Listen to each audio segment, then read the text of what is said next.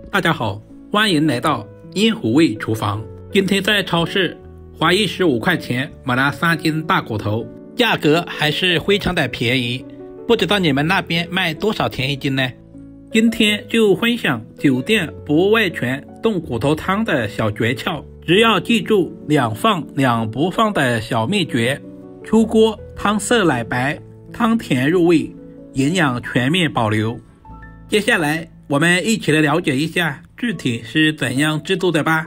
把大骨头放在大碗中，然后加入1大勺的食盐，有条件的可以加入少许的食用小苏打，然后再加入300毫升的啤酒，啤酒可以软化肉质，而且可以去腥哦。然后再倒满多一点的清水。我们要把童子骨浸泡一下，这一步的目的是去除里面的血水，这些都是腥味的重要来源。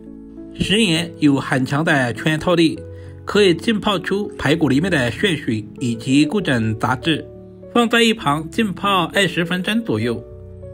这个时候已经泡出了很多的血水，这些都是腥味的重要来源。只有把这些血水全部清洗出来，炖出来的排骨汤才会奶白奶白的。这里我们要多淘洗2遍，直到把表面的一些血水全部淘洗干净。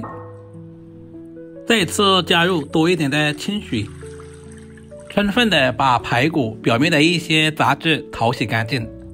只有清洗干净以后，排骨炖出来才是牛奶一样白。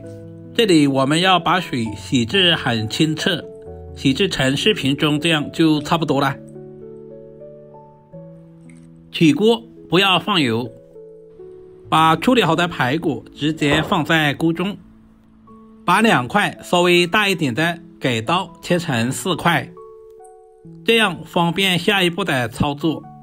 接下来往里面加入去腥3件套，1个葱节和几片老姜，加入剩下的啤酒去腥。接着往锅中加入多一点的清水，没过大骨头。像这种肉类焯水一定要凉水下锅，而且要开小火慢慢的煮，把里面的一些血沫慢慢的煮出来。如果是热水下锅，大骨头里面的血水立刻就会凝固，所以血水就煮不出来。那样的话，排骨汤不管怎么炖都炖不出奶白的汤汁。所以大家要记住，用我这种方法来煲汤，这样煲出来的汤才会汤鲜奶白。随着温度的升高，锅里面出现了大量的浮沫，这些都是腥味的重要来源。这些浮沫都是血水形成的，一直有我们就一直捞，直到完全的捞干净为止。有朋友私信我说，为什么他炖的排骨汤有腥味而且不奶白？其实做法非常的简单，只要按照我这个方法来操作，炖出来的排骨汤不白都难。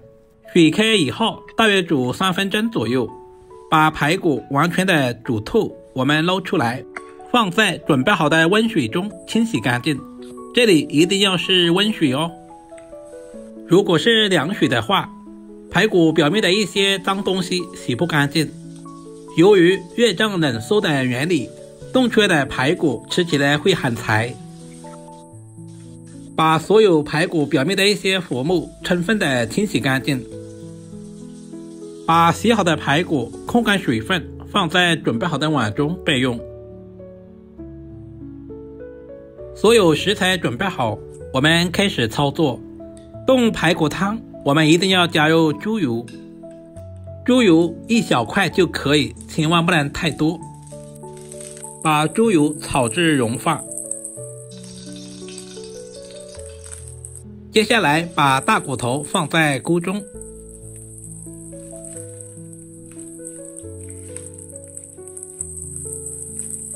我们要提前把大骨头炒一下，这一步的目的是去除表面的水分，这样能够激发出肉里面的香味，这样吃起来会更加的香。这可是酒店不外传的小技巧，有很多朋友都不知道。亲爱的朋友们，视频都看到这里了，借您发财的小手给阿光点个赞支持一下，非常感谢您一直以来的支持与鼓励。很多朋友都省略了这一个步骤，难怪冻出来的汤清汤寡水，一点都不好喝。把大骨头表面的油脂炒出来，把肉里面的香味激发出来，接着往里面加入多一点的开水，这里一定要是开水哦。同时还要把火调到最大。大家可以看一下，水开以后，锅里面的汤汁就慢慢的变白了。这个时候同样出现了很多的油沫子，我们也要把它们捞干净，这样冻出来的汤才不油腻，而且看起来也更加的清澈。接着准备一个漏勺，把排骨捞出来，放在提前准备好的砂锅里面，因为砂锅的受热更均匀，而且冻出来的汤更加的奶白，比任何电饭锅冻出来的汤都要好喝。不要放葱和大料，因为葱放在汤里面冻的话，有一种死葱的味道，大料的味道太香，会盖住排骨的鲜味。大火烧开，用小火靠上锅盖，大约焖煮1个小时左右。利用这段时间，准备2根清洗干净的山药，削掉外皮。挑选山药，我们要挑选这种野生的山药，因为这种山药的营养会更加的丰富，口感也会更加的软糯。把山药全部处理成视频中这样清洗干净，然后再切成小长段。冬天是吃山药的季节，山药的营养十分的丰富，山药还有小人参之称，不管是用来煲汤还是小炒，都深受大家的喜欢。全部处理完，放在清水中，接着往清水中加入少许的白醋，这样可以防止山药氧化变黑，放在一旁浸泡着备用。时间差不多了，我们打开锅盖看一下，哇，好香啊！整个厨房都是排骨的鲜香味。这个时候的排骨还没有完全软烂。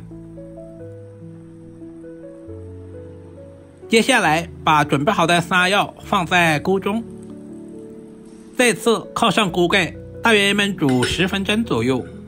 因为山药和排骨的成熟度不一样，千万不能一起下入。时间差不多了，我们打开锅盖看一下，现在的排骨汤奶白奶白的，看着都非常的有食欲。我们来看一下，现在的排骨已经炖至非常的软烂了，排骨上面的脆骨已经全部冻爆开来了。接下来简单的调下味，加入大半勺的食盐，少许的胡椒粉去腥增香，这里我们就不需要添加鸡精味精了。稍微搅动一下，把调味料搅拌至化开，然后准备一个大一点的汤碗，把排骨汤放在大碗中，一道营养又美味的大骨头汤就这样炖好了。像这样寒冷的冬天来上一碗，真的是暖身暖心又暖胃。接下来加入浸泡好的枸杞，增加香味，同时搭配一下颜色，加入准备好的葱花。如果今天的视频对您有一点点帮助，就麻烦点赞、收藏、留言并转发出去。